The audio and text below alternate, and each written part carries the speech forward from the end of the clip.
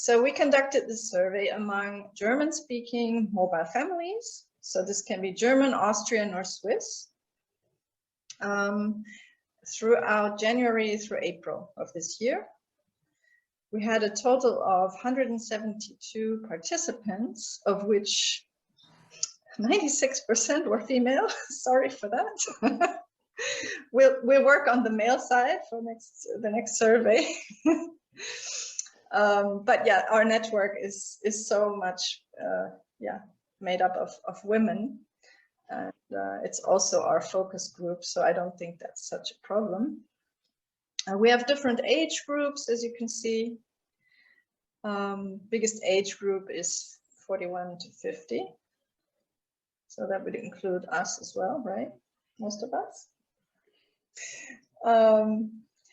Time lived abroad, I found that surprising. So most of them live abroad already for 10 years or more, and a lot more than 2 years. So they all have a lot of experience. Of course, it has also an impact on the type of answers. And they have lived in 1 or 2 countries, 3 or 4, and a few less in 5 to 6 different countries, and 8% in 7 or more countries. What? Yeah. And in total, we had 21 questions, and we're not going to share all of them. We picked a few where, with the topic of third culture kids, plays a role, so that we can tell you what we found and hear how you would, see that in the international setting. So I hope this is readable. Is it too small, or can you read the? Put my glasses on. Yeah, me too. But I thought about, just doing the top 10, but then I thought, oh, it would be too bad to leave all this. No, this is good. I'll start reading, the top 5, and then maybe you can say something, what you think about it. So what are the biggest challenges of this mobile lifestyle that you see for your children? So this was an open answer. They could write whatever they wanted. And we summarized it into these categories. And the biggest one was the lack of home, of Heimat. There's a nice German word for that. No roots, no feeling of belonging. So that's a huge one. It's a lot bigger than all the others. Second one is constant cycle of goodbyes. Friends leave, or either friends leave or we move. Finding new friends. And the fourth one is frequent changing, new schools, varying school systems, lack of support, a diploma or whatever, how you end the school. Maybe you can't go to university with that diploma and you have to do a different degree. And the varying educational levels are also a challenge. And then general adaptation problems, adaptability of the children, identification problems. Does that sound like the same in international setting?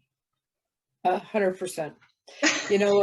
What strikes me is the reason this topic is cross-cultural and cross-national is because every single person is a human being. At their root, they're relational beings. Every one of these is a relational issue. Yes. The belonging, the need to belong is, if you go on to any TCK website, that is, I don't know where I belong. The word belonging is probably, you're 100% right. That's the number one thing. And that goes to do with the identity, like we've talked about many times. But the constant cycle of goodbyes, these are all relational issues. Yeah. And so far, all of these, it's a relational, it's that cycle of high mobility, ours and somebody else's. And of course, it's done in a cross-cultural context, which adds another layer towards the identity, but it's still this basic cycle of mobility, I think, is what the challenge is. The cross-cultural piece, we navigate better, and maybe there's more gifts out of that, but the real challenges, I think, come from mobility. And There's another, I don't think you'd have any reason to, particularly John Bailey, I might have the wrong name, but anyway, he has done this meta-analysis of educational factors, or what is helpful in educating kids and what's not. So it's more in the international school circle. And it's not about TCKs, but what he says is the #1 issue for kids having stress in learning is mobility, just plain mobility, not even international. Because, you know, he goes through all the chemicals in the brain, but how they're being used to form relationships, and exactly what you're saying, that all the energy goes to that instead of towards the studies, you know, and so forth. So I would say you're 100% on target here. Yes, and even the next two are also related to friendships, to maintain friendships, or they don't have a close bond with family at home, is also relationship related. Now, that would be interesting to me to just add a question. That would put for me a why question, because that one, if I say that's new, that's not one I hear all the time, but it's something I'm hearing from the TCKs of Asia, who are going home to a different culture and language than their international schools. So this might be something specific. If your kids are going to international schools in English and going home to German, that could be a factor there, because that's one that says to me, okay, that's something I don't hear all the time. The other ones I hear all the time. So that one, and it could be just the mobility. I mean, it could be your German way of life, but that one I would be interested to know if it relates to language. Well, we also have to maybe ask the question, what do you understand by a close bond? So probably the expectation of a local child is to, you know, have a close bond to the grandparents, to maybe even live with the grandparents or visit them on, you know, every weekend, or see them a lot, take as secondary caregivers. And of course that doesn't happen abroad. Well, that's the secondary part. If you're talking about, I say at home, I'm thinking going home at night. If you're talking about home in the home country, right, then that one's normal. Oh, okay. Sorry about that. I'm getting my learning curves all mixed up. But, no, but if you're talking about, but see, okay, so that also comes to the question of what is home. Exactly. What is another issue, a major issue here, is what is home, what my parents call home, what I call home, you know, and that is all relational too. But anyway, so that's an interesting response, just because of what does it mean and what are they saying and why. So just explore that a little bit. That's all. That's good. Okay, let me read the next ones. So then there's language, something different. So learning multiple languages is a challenge, or keeping up with a mother tongue is often difficult.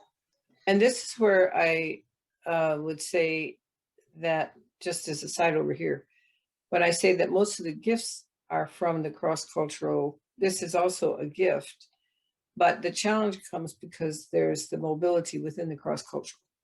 Okay, you know what I mean saying? I mean, the gift is that you can learn these languages, but it's also the challenge, and it's because you're circulating between cultures. So that's one of those that the both and both sides of it play in together. Always this ambiguity. Always the paradox. The paradox, yes. Then the next one is loss, letting go, farewells at an early age, the grief, the unresolved grief. But of course, they didn't answer that, but that's what comes to mind.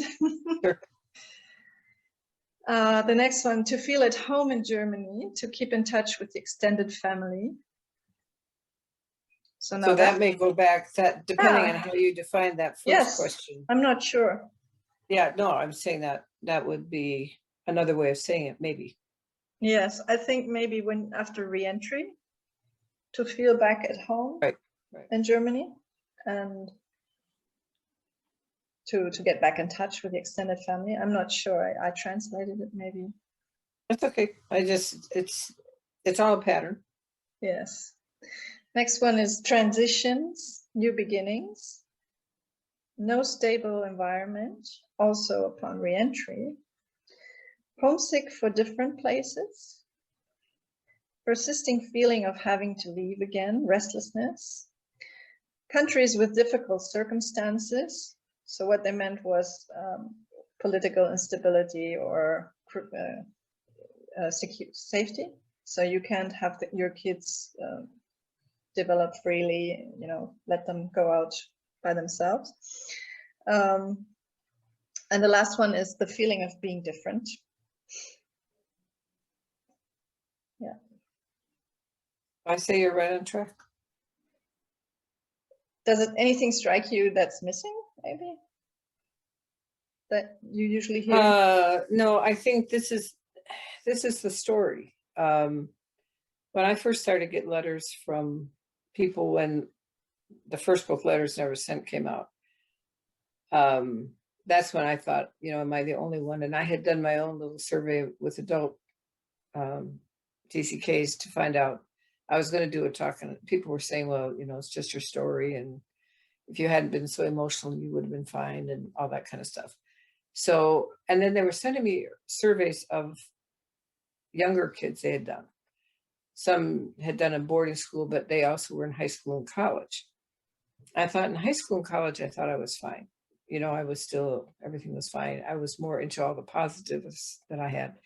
And it seemed to me that it was after you get out and then you start to hit these things long term. Like being afraid of losing, like when I get married and then I push my husband away when we get too close because I want to be ready for, him to die or something to happen. And I couldn't understand that. So that was what kind of led me on. But anyway, so I did the survey for anybody. I just got as many names as I could, but they were 22 and above. And it began to be, it's like the story was all the same. I put them in age order. That was something to me that was interesting, is how at first people are kind of fine and then they start to try and figure it out, and then they wind up getting mad, and then they kind of decide they're tired of being mad, and maybe what is this about me, and sort of do the process, which people of other backgrounds do too. I think there's a developmental situation there, but it feels like when I read this, hear this, that it's the same story. We have different specifics. Maybe people would write me their letters because at the beginning they could only get the book from me because the publishers were all saying, well, it's not that big a story, there's not that many people doing it. And the good thing about that was people had to write me. So they called me, they wrote me, and they all told me their stories. And after a while, the stories all sounded the same, except that, and that's what you're finding in your coaching, is in the details, okay, which country, whatever this, whatever that. But it's this story, I don't belong, I don't know where I fit. To this day, my daughter, who's 50, feels like finding new friends is a problem because she, I think, got so unsure of making friends in the process, of the changes and so forth. So I think that even maintaining friendships, because we have different styles and all of these things are familiar. I don't think, the only thing that it's all in here, but the big question for so many is when people say, where are you from? But that's the feeling of belonging. But that's just as a side note, one tip I heard from parents in some meeting we had, they said, help your kid decide their answer before reentry, what they're going to say. Because, when I said I was from Nigeria, they laughed. And I was in Afghanistan, so I asked those kids, if somebody says, where you're from, where are you going to say? And they said, Afghanistan. I thought, well, you might want to think about that question. If you want to say that, I told them you can say that. But you need to understand, people won't understand what you mean by that. They'll think you mean you're an Afghan. And, so right now we're having some wars with each other. And so it might be a question, at least, think about it. So, but that's all in there. No, I think you're right on track. Yes. Let me jump to the next one. Yeah, good job. So we asked them for all different kinds of support that they received by the company that sent them abroad. There were many answers, but we just, filtered the 3 answers that had to do with their children.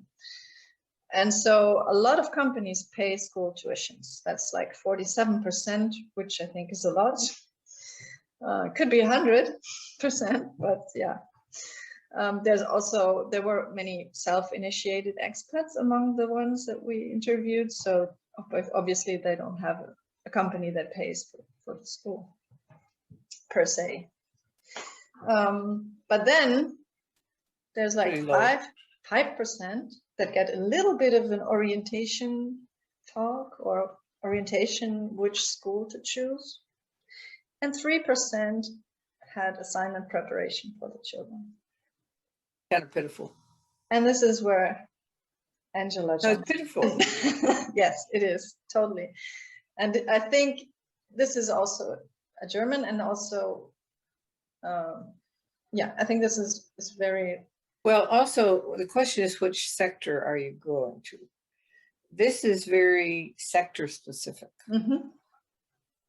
Because I think the groups that did it the longest saw the need a while back. Military in the States anyway has their family program. I don't know that they've always done everything for kids, but they are now. I think they have programs that they've initiated, for the families and so forth.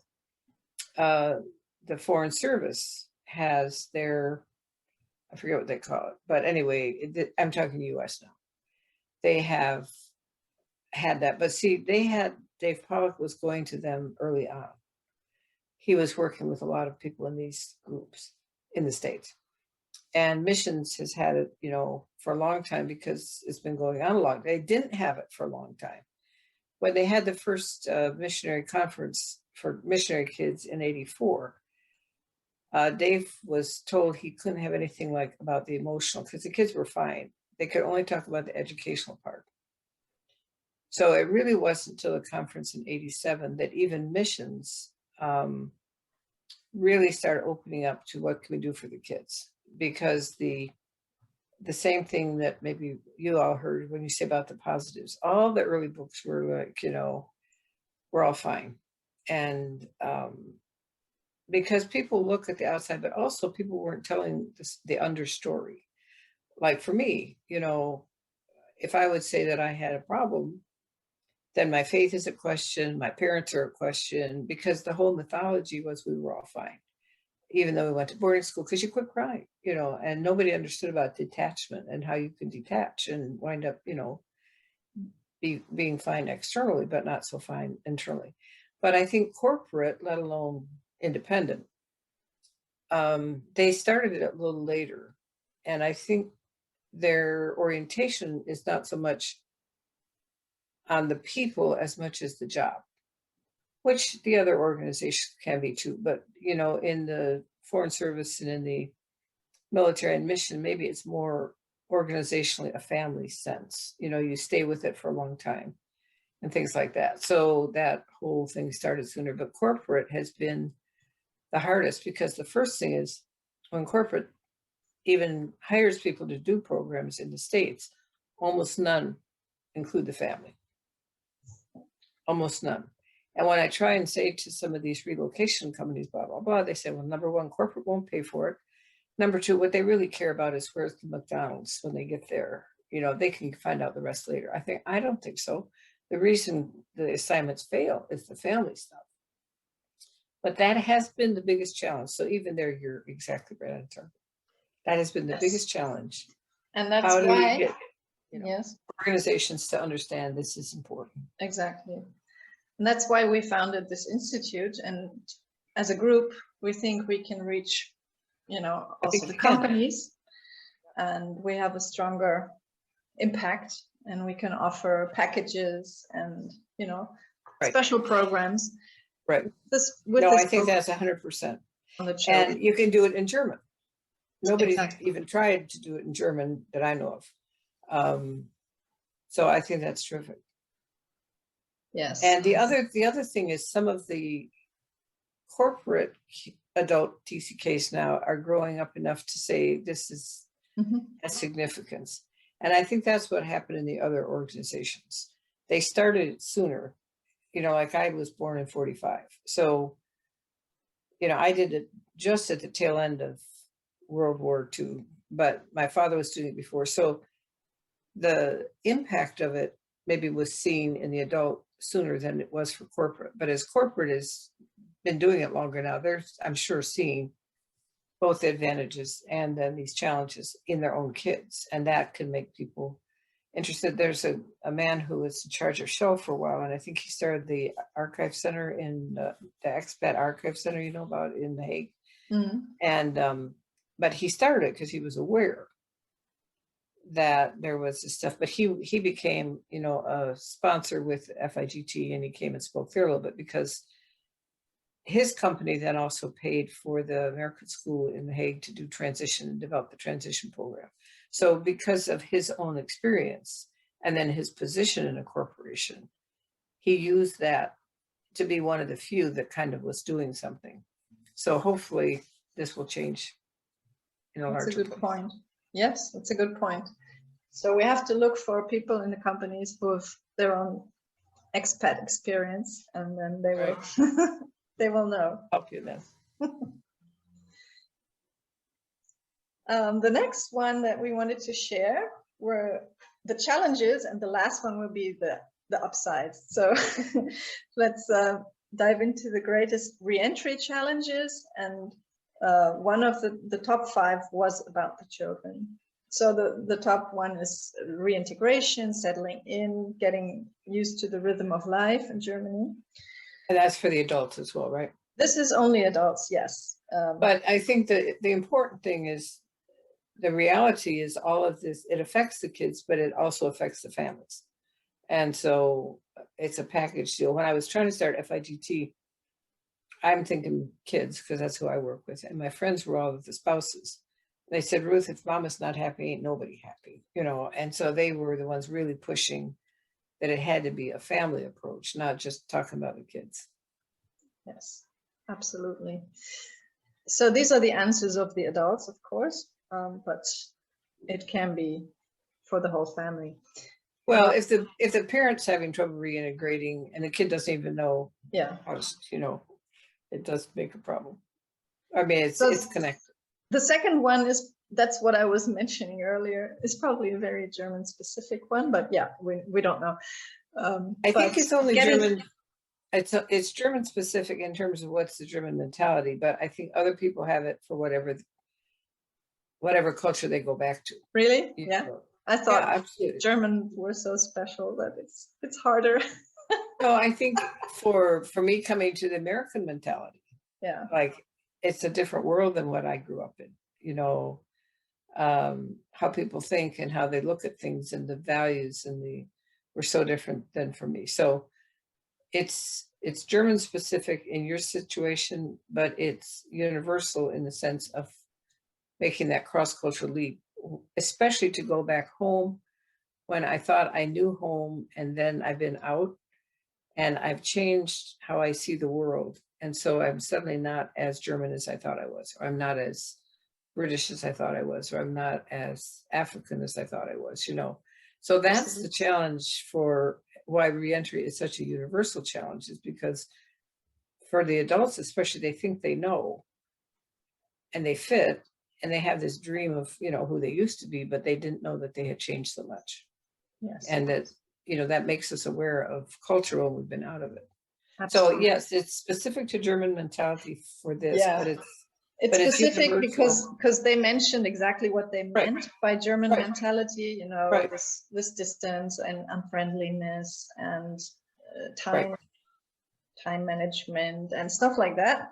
Right. And I remember reading about an American repat who was saying, yes, and I'm amazed about how Americans, you know, they're so convenient with everything, which is great. Everything is easy. Everything is, made for convenience. But wow, we don't mind the environment, right? We have so much stuff made of plastic, and we waste so much water and electricity. And so they have different specifics for each country. But I'm not putting you. I think what you identified is one of the reasons that a repatriation is hard. And so you're working in German, and but that's where, if you happen to talk to somebody from another background and you're coaching, you can ask them what was hard for you. For me, when somebody had a 45-minute discussion on their curtains at one of the lunches, I thought, who can discuss curtains for 45 minutes? Because the world I was in, curtains, I mean, we've got civil wars, we've got a bunch of other things. I'm thinking, curtains are, I mean, you can cover your windows, that's fine, but it's not worth my whole lunch to listen about the I mean, it was like, they're curtains. Yeah. But anyway, it's a big deal. Yeah, so it is the same. Yeah, next one is it's specific, but it's the principle. I think the thing what you're identifying is you're validating the basic principles are there because of human experience. But then what you're translating it to, which is the need, is to the German context, because nobody's done that before in the way that you're doing it. Yes. And that's important. Okay, keep going. Sorry. Next one is to reconnect with friends, to make new friends, career reintegration, finding a job. And the fifth one is integration of the children.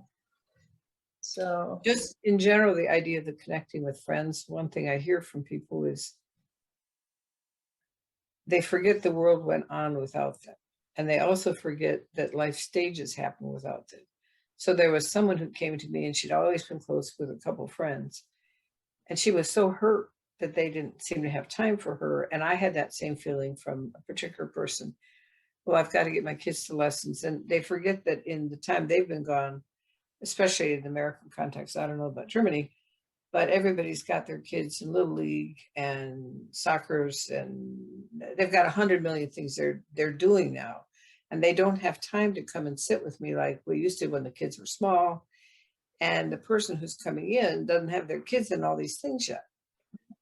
So they're like, we're here waiting for, can we be friends like we were? And the person they were friends with, well, yeah, we're still friends, but I don't have time for you, is basically what's happened, because life went on. And so that's kind of one of the hurtful parts of reentry, I think, for a lot of people.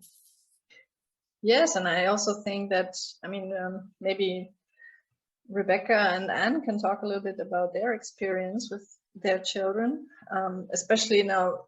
Rebecca returned just before Corona, so she has 4 children. A challenging year. Who had a challenge finding new friends in a homeschooling environment is nearly impossible. So of course this was also a survey done in Corona times, so we have to keep that in mind. But I think it's still universal anyway. Yeah, it's still. But yeah, maybe you would like to share something, Rebecca? Yes, actually, we have talking about this. Have been talking about this before, also, right? Wiebke, we came back to Germany unexpectedly. I think there is one topic. I have a lot of clients, and it also happened to myself, that we didn't plan to come back, but something happened. So the assignment of my husband in that case didn't work out the way we planned it, the way the company planned it. So it just ended unexpectedly. And I think this is something that really affected my children, that there are parents, they give safety to the children, and we told them we will stay in Czech Republic, for example, like 2, 3, 4, 5 years as we used to. But then things change, and then this change is even more huge, I think, because it is unexpected, and even the parents didn't plan this way. That's the one thing. Then we came back to Germany, and we were lucky 2 weeks before lockdown. So we were very lucky that all our stuff and all our thing and all the moving was taking part. But it had the effect that the children went to school for 2 weeks, and then they went to homeschooling for the rest of the school year, let's say.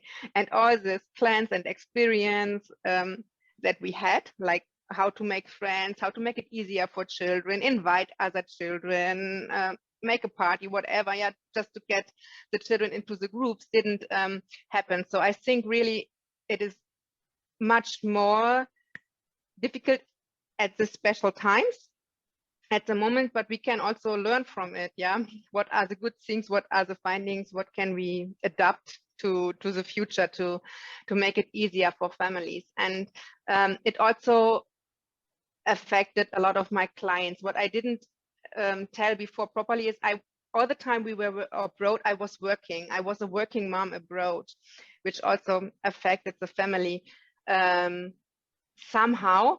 And I think in this kind of cases, sometimes it's even more difficult for the women to really support the children in making friends, in integrate their children over there and back home.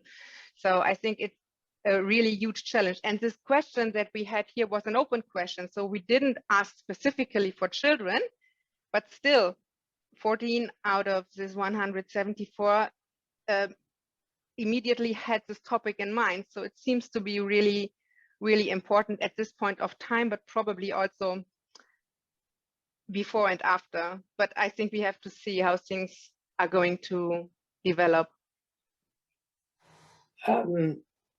Just to take off on that, because my mind will forget if I don't say it now.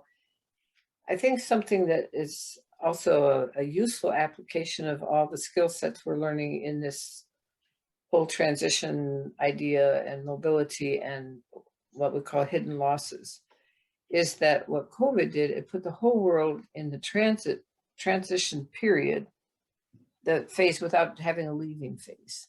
So you're specific because you had a traumatic ending, in a sense. You had an unexpected ending. And that is part of, how do we go back and say goodbye if we didn't get to say goodbye? But something that I think has been an application for me of everything I've ever known about transition is how the whole world wound up in transition and didn't know they were going there. And so nobody said the goodbyes. They didn't build a raft. They didn't do anything like that. They just wound up in the middle of transition, and then helping people define their hidden losses in that experience. Because, again, nobody dies, and how do you even figure out what's happening? I've seen more articles on grief now in, all sorts of places than I've ever seen before. Because people always said to me before, why do you talk about grief so much? It's so negative. I said, it's not negative. I only grieve for what I love, but all of a sudden it's become this really hot topic but that's the reason nobody got to say goodbye properly. We moved houses 2 weeks before, and I thought, okay, fine, I'll get my neighbors. You can't meet your neighbors, and I could have gone to my neighbor at the fence where I was before. I knew my people on my street, and all of a sudden I don't know anybody, and it's like, wait a minute, what happened? And so COVID certainly amplified it, but I'm only saying it's another place, your experience there as the unexpected translates, I'm sure, for you as a coach to the COVID unexpected too. I mean, you had both. Yeah, at the same time. So anyway, that was good. I won't complain, but I think it's a lot of trauma. I mean, it's actually a lot of trauma, but anyway. But I think it's so helpful to make this the people, and in my case it is also employees of companies who can carry it into the companies, also to just make them aware of it. Yeah, you had this transition, that transition, and then everybody is like, yeah, but I have a luxury life, I shouldn't complain because I'm not poor. But still a lot of things are going on and people have to deal with it. So yeah, it's a special time, and it's even harder, I think, for some children, or for the children Absolutely. like my children who are now reintegrating, especially in this special time. It's really tough.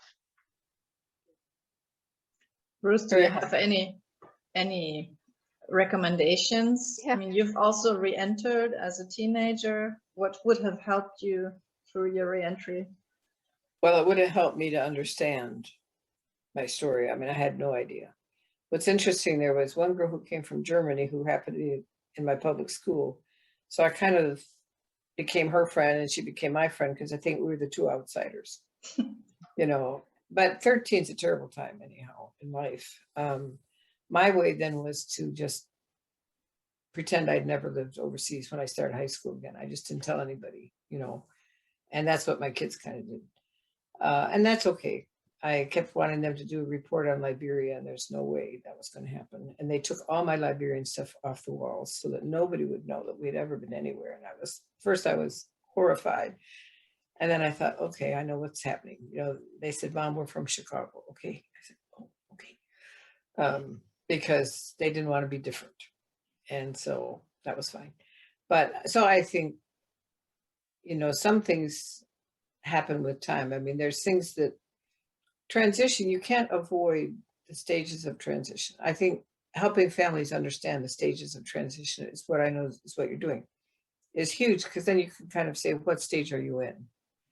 And what stage are your kids in? Because people can be in different stages in the same family.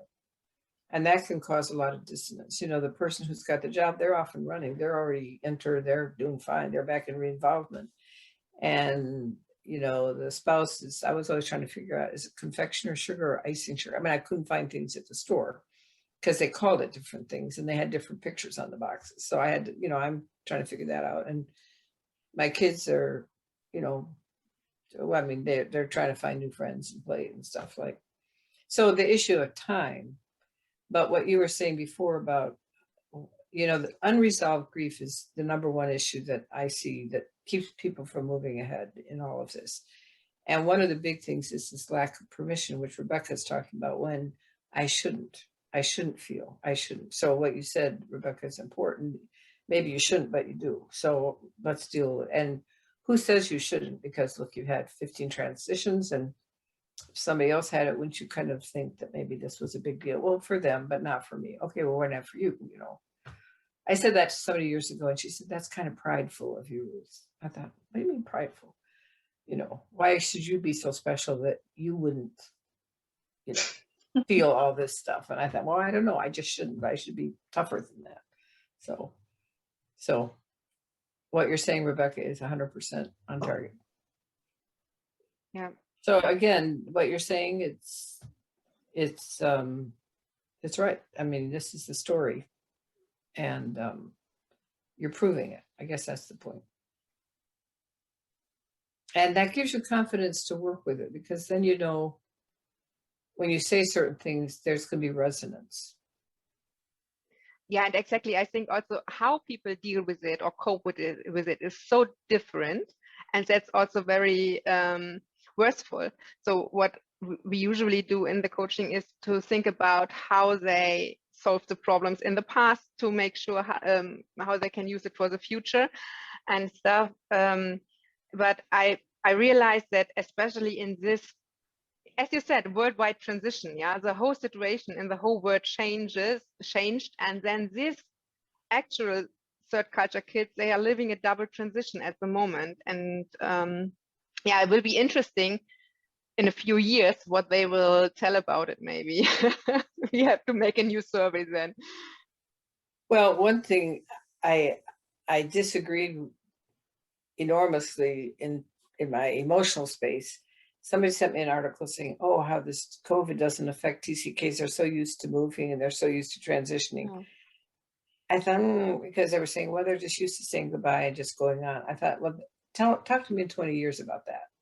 Because they were sort of saying it doesn't matter. They're just, but no, that's part of what becomes a difficulty. If you learn to cut off relationships without saying goodbye, you know, that's not a healthy thing. And so they were seeing it as, oh, the kids can do fine. And I thought, no, that's part of why they don't do fine long term.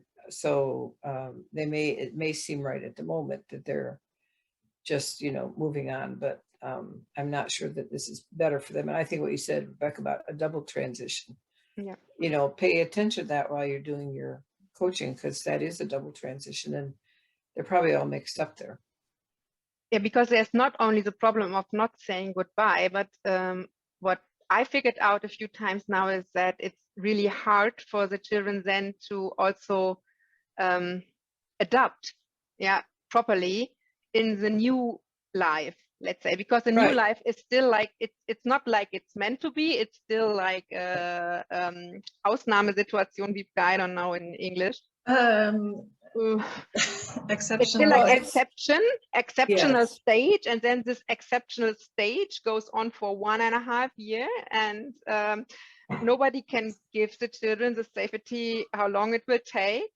The children who are in school here and have their friends, for example, really practical example, in the beginning they met in Zoom meetings by themselves because they were friends already, but who is going to Zoom with the new one, right?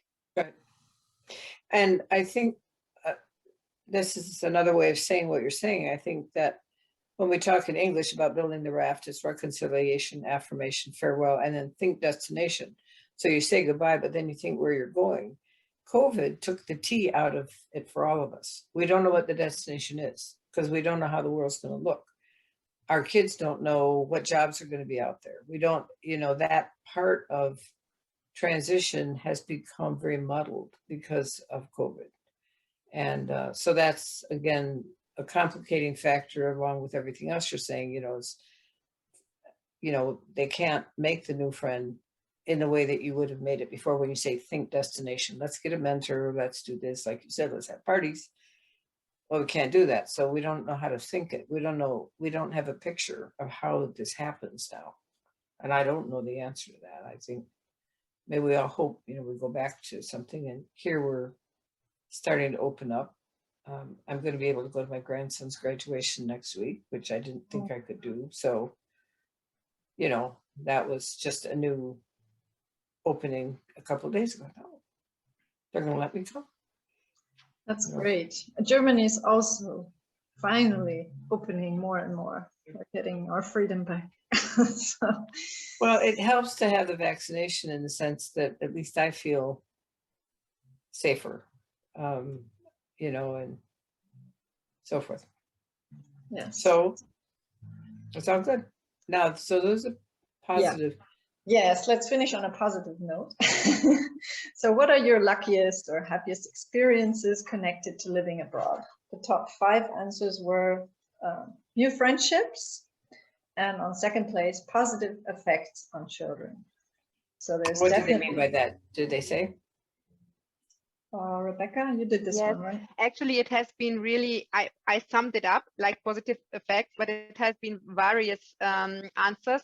Mostly it was the children learned new languages, they attended great schools, they are open-minded, they turned out to be very flexible, and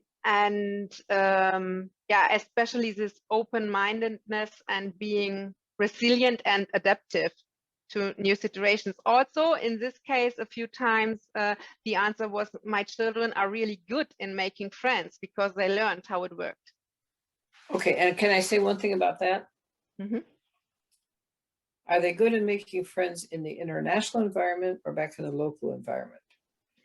I mean, one of the challenges is that people who made friends all their lives, like for me, I never had a problem with friends. All of a sudden, when I came back to the States, I felt like everybody thought I was really weird and strange. And I made friends eventually, but in that first coming back, how you make friends can be different. Where in the international environment, everybody's moving. So you're kind of used to letting the new person in. But sometimes when kids go back to a place where everybody else was there from the beginning, it's harder to make friends. But that would be interesting to know, have they learned how to make friends locally? Because I mean, that's a skill set. That's great. You can translate that.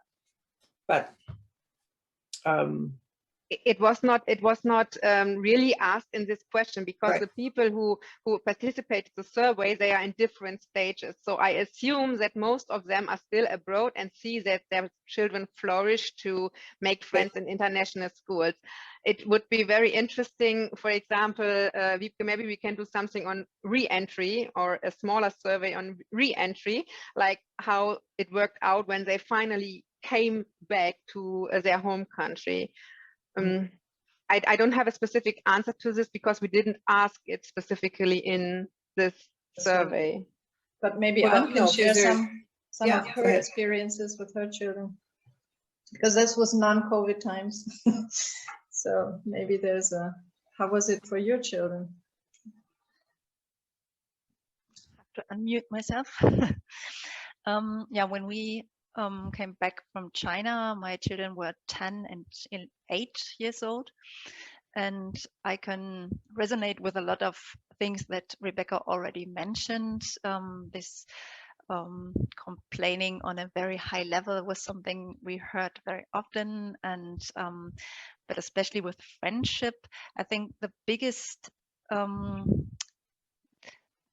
point was that wrong or false expectations, that we try to keep our friendships also with the children from a very young age, and we visited every year once or twice our home country, and we kept connected, but still they developed in different directions and didn't really recognize it during summertime.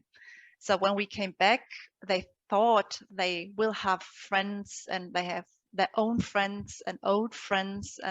But after a few months, they recognized that there are no really connections anymore. And they both struggle with making new friends, German friends, in every not international environment. So this is something still that keeps us busy. Friends is a big topic. Yes, and we definitely want to think about concepts, how to help the children through re-entry. You know, especially now during COVID, we were thinking, let's connect them. We have a Facebook group, Die Weltfrauen, the world women, and they all said, let's get a group for the world children so they can connect and help each other out for re-entry, because they have no one to talk to about this experience. But yeah, it's not so easy to make that happen because of child protection laws. So as the Institute, we will be thinking about concepts, how to help them. If you have any ideas, Ruth, we'll be grateful. Well, no, I think that it's a good idea of somehow doing some group stuff if you can. Of course, the kids always think they don't need anything, and so sometimes you have to get around. When I do international schools, or when I used to, I found the kids didn't want me to tell them what their issues were. I would make a panel, I would ask them, so what's the hardest part? I mean, they always said the same thing, you know, basically, but well, I get to see the world, and I mean, what's the best thing, and all these things. And what's the hardest thing is the same kind of things you've had. But I think when they hear each other, it validates it. Instead of you coming in, I've seen people doing, you know, as I used to do, coming in and saying this and this and this, and they go, no. But if they say it each other, then they also can develop parts that you didn't even know. So if you can get some group things, but then, you know, they can also, you can have discussions. So how do you reach out?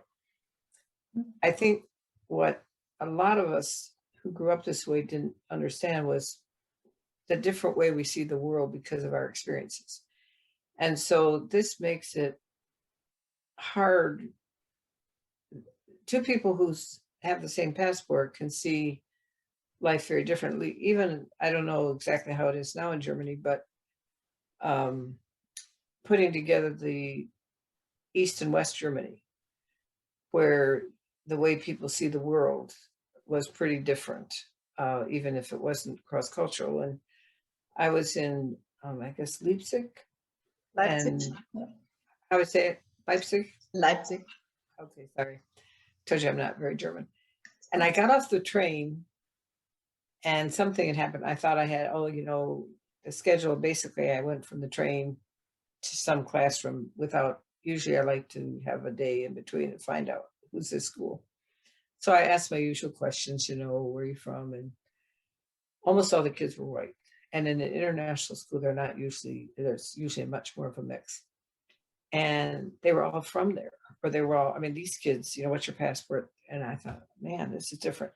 But it turned out that but I learned something. I said, so I've also learned to say what's different when you go home at night than at school, because that's how you find out, you know, whatever. And what are your friends? Anyway, one of them said, well, I never tell my friends that I come here. And I thought, that's strange. So what I found out there was that because I guess that had been East Germany, the local council wanted more kids to learn English. So they paid scholarships for local kids to go to the international school so that they could improve their English and so forth. So these local kids who were coming were in this incredible cross-cultural experience. So they didn't even tell their friends at home that they went there because they think they were rich. But it made a completely different sort of, you know, I wasn't getting the answers I always get. I thought, what happened? And then I found out what happened is it was a completely different reason the kids were in the school. So I don't know how that came. Oh, but also that then the friendships and things like that, you know, are impacted. So I don't know, but I think talking about different ways people make friends, I think a lot of TCKs think people don't care about their story, but people aren't used to asking the story. In the international community, we always ask the story because we don't know each other. But, you know, when people have lived together all their lives, they don't have to ask each other the story. So they're kind of not used to it. So my daughter found she was offending people by being too open or inquisitive. And they thought she was being rude. And I said, no, they don't mind. And she told me later, she said, Mom, they minded. I said, sorry. I guess I don't know either. But that would be a good thing, is how do you help kids?